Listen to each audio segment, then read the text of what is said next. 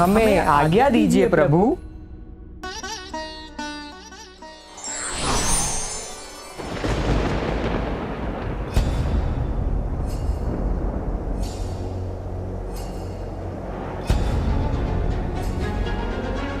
ज्ञात नहीं पार्वती की क्या प्रतिक्रिया होगी जब वो अपने पुत्र को इस नवीन शीश के साथ देखेगी।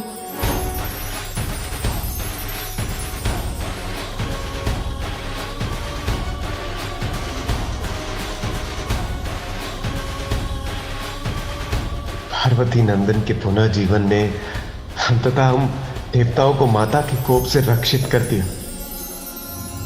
मेरे पुत्र को इस बार मैं स्वयं से दूर नहीं जाने दूंगी। स्वामी स्वामी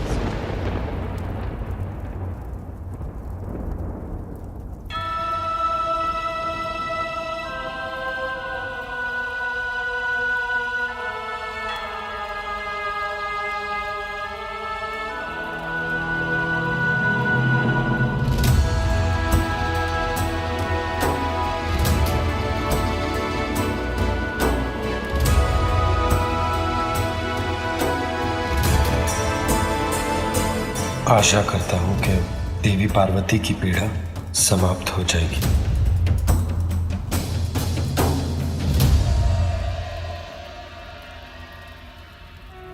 माँ ओम नमस्ते गणपते त्वमेव प्रत्यक्षं तत्त्वमसि त्वमेव केवलं कर्तासि त्वमेव केवलं धर्तासि त्वमेव केवलं हर्तासि त्वमेव सर्वं खल्विन्दं ब्रह्मासि।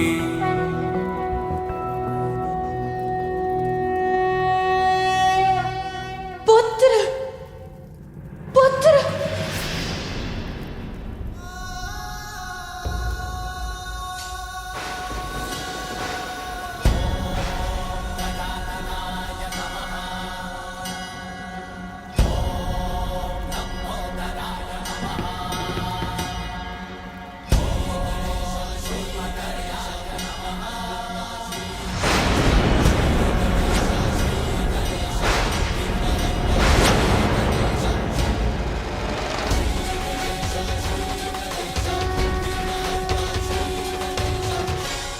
कौन है ये बालक?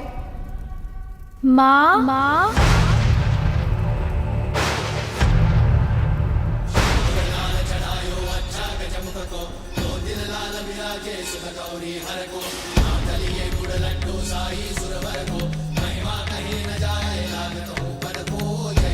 ये कौन विचित्र गजमुख बालक है जो मुझे माँ कहकर पुकार रहा है? ये तो मेरा पुत्र नहीं।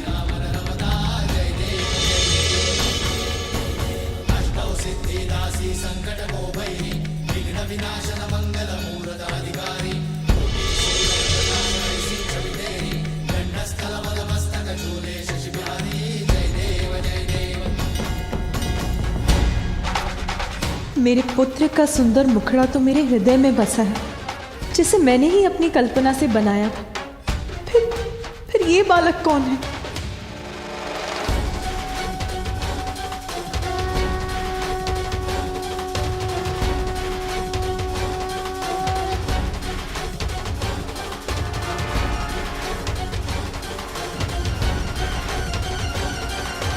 माँ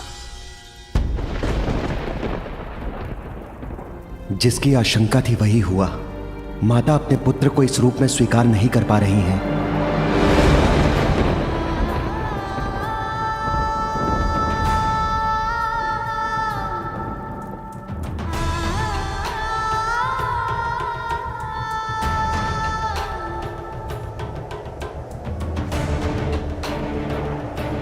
देवी पार्वती इस प्रकार लौट क्यों गई? क्या हो गया है उन्हें?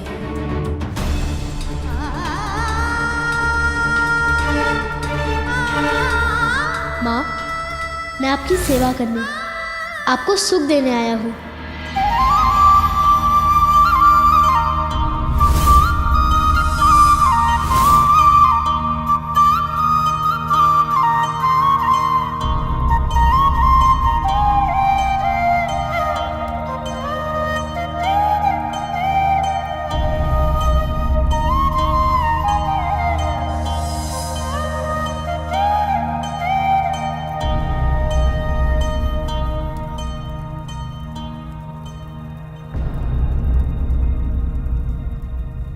स्वामी,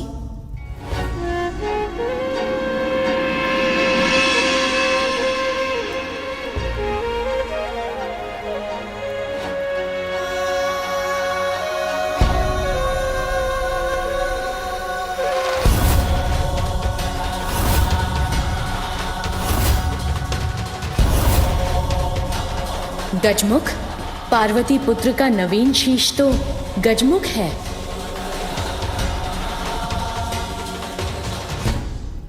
नहीं नहीं, ये अवश्य स्वामी की कोई लीला है।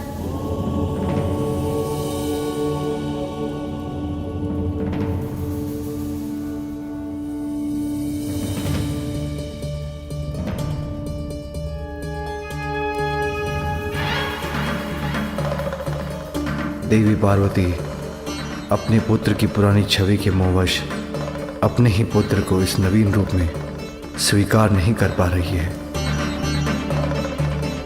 किंतु अपनी मां के मुंह फेरने से इसके कोमल हृदय को आहत होने से बचाना होगा। पुत्र, तुम कुशल तो हो ना?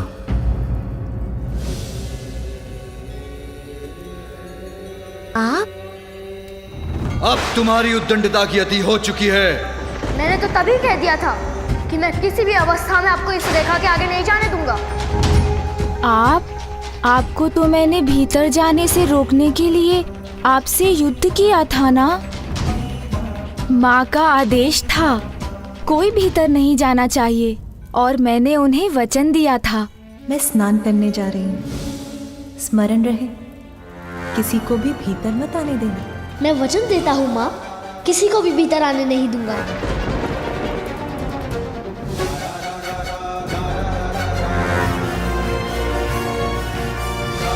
मैंने अपना वचन निभाया माँ। मैंने इन सभी को बहुत समझाया, किंतु ये तो अपने हठ पर अड़े थे। मैंने जो रेखा खींची थी उसे पार कर भीतर जाने के इन्होंने अनेकों प्रयास किए, किंतु मैंने किसी को भी भीतर जाने नहीं दिया।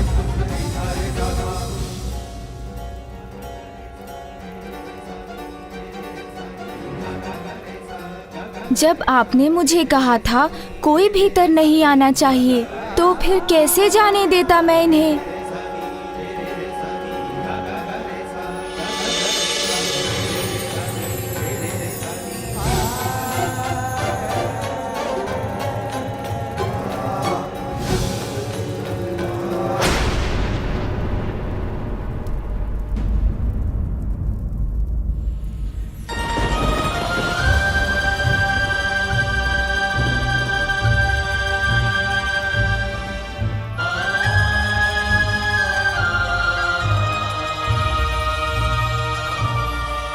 कैसे मान लूं कि यही बालक मेरा वो पुत्र है जिसे मैं स्नान के पूर्व बाहर छोड़कर गई थी।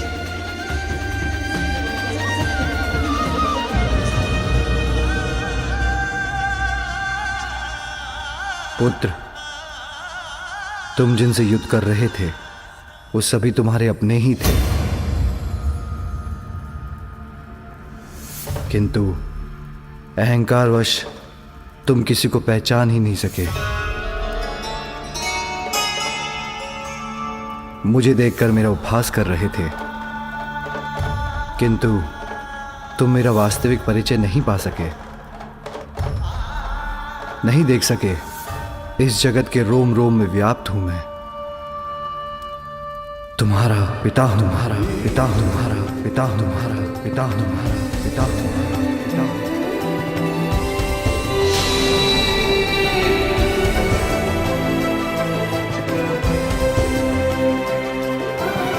मेरे पिता? आप हैं मेरे पिता? पिता, संपूर्ण जगत मुझे जगत पिता कहकर पुकारता है, किंतु इस बालक के मुख से पिता पुकारा जाना तो मेरे लिए भी कितना सुखदायी है।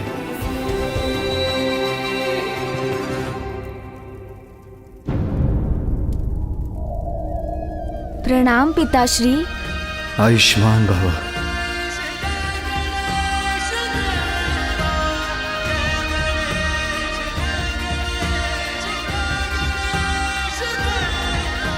उठो पुत्र,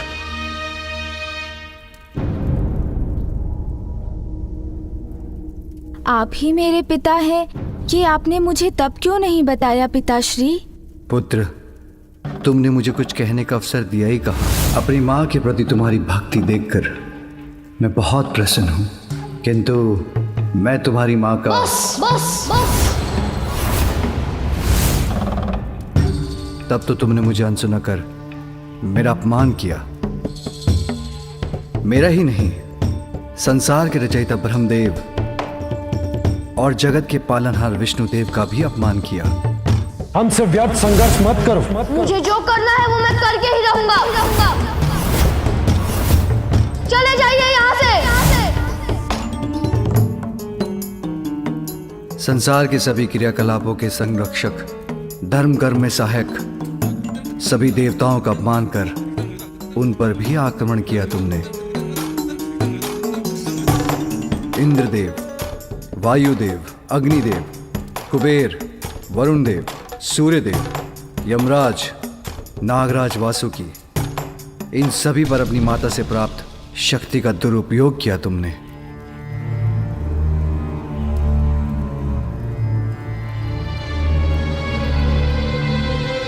तुम्हारे अहंकार के कारण, यही कारण था पुत्र कि मैं तुम्हारा शीश तुम्हारे शरीर से विलग करने पर विवश हो गया।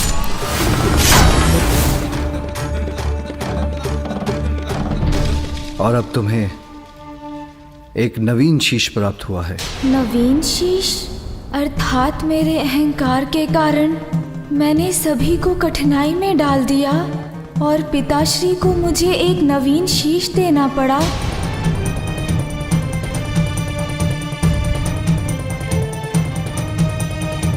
पिताश्री, मुझसे बहुत बड़ी भूल हुई। मुझे ऐसी उद्दंडता नहीं करनी चाहिए थी। उसके लिए मैं आप सभी से क्षमा मांगता हूँ।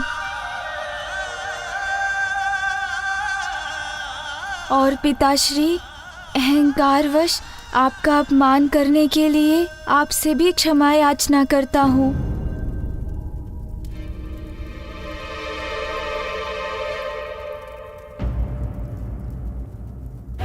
तो क्या इसलिए माँ मुझसे इतनी कुपित है? माँ की दी हुई शक्ति से पिताश्री के मान को ठेस पहुंचाने की उद्दंडता जो कर बैठा। किंतु माँ देखिए ना, अब तो मैं उद्दंड भी नहीं रहा। अपना अहंकार भी त्याग दिया मैंने, और जो भूल मैंने की उसके लिए सभी से क्षमा याचना भी कर ली। अब आप भी मुझे क्षमा।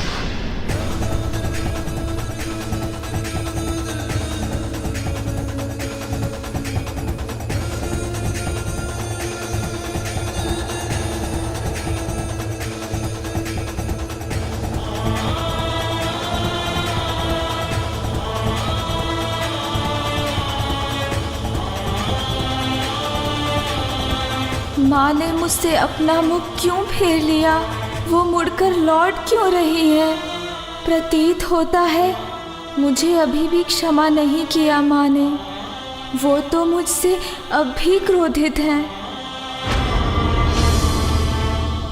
इस बालक को तो माता पार्वती ने अस्वीकार कर दिया, किंतु इसमें उनका भी क्या दोष? प्रश्न तो ये उठता है, क्या इस गजमुखी बालक का किसी भी माता द्वारा स्वीकार किया जाना संभव है? असंभव। अभी उनके पास जाकर उन्हें मनाऊंगा तो माँ अवश्य मान जाएंगी। बहुत स्नेह करती है मुझसे, तो अधिक समय तक क्रोधित नहीं रह सकेंगी वो। तुम अपनी माँ के पास जाना चाहते हो ना पुत्र? जी पिताश्री। अवश्य जाना, किंतु उसके पूर्व एक बार अपने नवीन शीश के दर्शन तो कर लो। पिताश्री उचित कहते हैं, मुझे अपने नवीन शीश को तो देख ही लेना चाहिए। आओ पुत्र।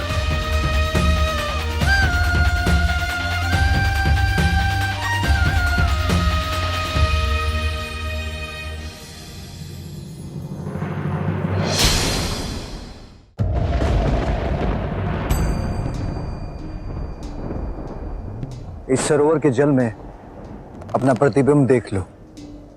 आगे बढ़ो।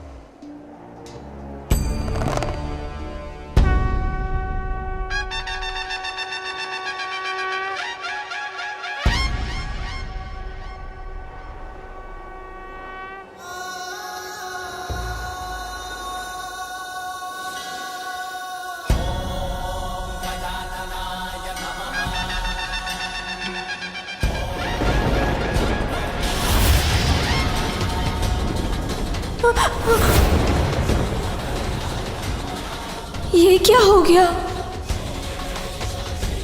नहीं नहीं, ये कैसा शीश है? ये मेरा शीश नहीं हो सकता। आपका पुत्र तो मेरी कल्पना से भी अधिक सुंदर है। कितनी मनमोहक मुस्कान है, जैसे चारों दिशाओं को प्रकाशित कर रही हो। मेरे पास आओ, मैं तुम्हें संसार का सबसे सुंदर बालक बना दूंगी।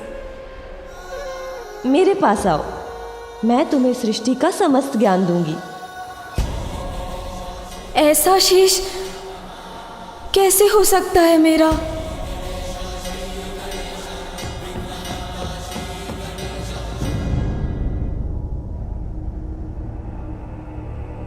मेरा ये मुख पृष्ठ, मेरे ये बड़े बड़े कान और ये सूंड तो गज धारण करते हैं ना पिताश्री।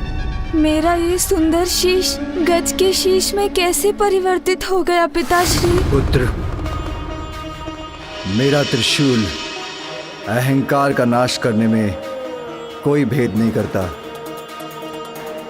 तुम्हारे मस्तिष्क पर अहंकार हावी हो गया था। वस्त्र के स्थान पर पशु चर्म से अपना तन ढकते हैं। रहने के लिए कोई घर नहीं, नाम पूछो तो कहते हैं सभी नाम मेरे हैं। अब ऐसी बात करने वाले को बहरूपिया नहीं तो और क्या कहूँ, और क्या कहूँ, और क्या कहूँ, और क्या कहूँ। जिसे नष्ट करने के लिए मेरे त्रिशूल ने तुम्हारे शीश को तुम्हारे तन से विलग कर दिया,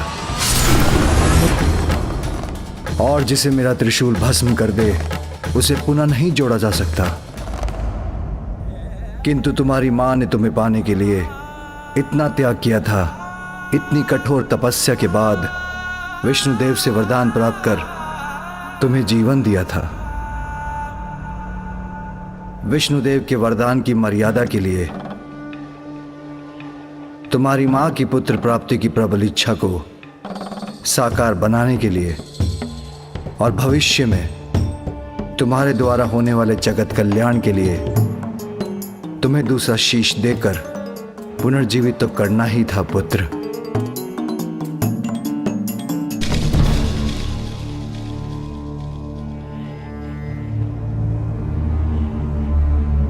किंतु उसके लिए हमें गज शिशु का ही शीश प्राप्त हुआ।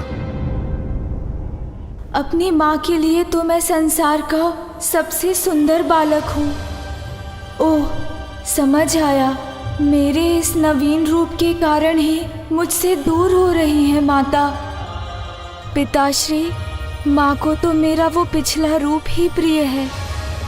अब मैं उनका सुंदर पुत्र नहीं रहा, इसीलिए वो मुझसे बात किए बिना, मेरा अभिवादन भी स्वीकार किए बिना, मुझे देखे बिना, कुछ कहे बिना ही लौट गई। नहीं पुत्र,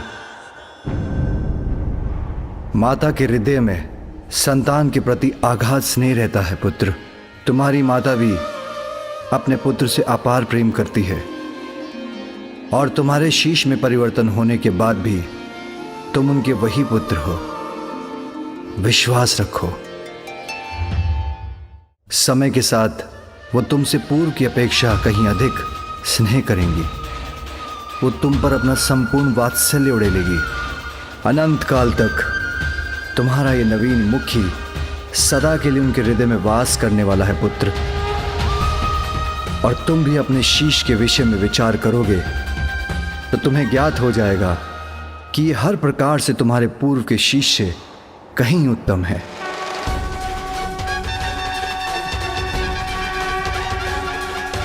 उचित है पिताश्री, मैं अवश्य विचार करूंगा।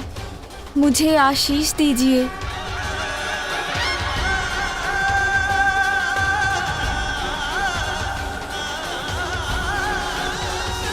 प्रणाम पिताश्री। आयुष्मान भवा।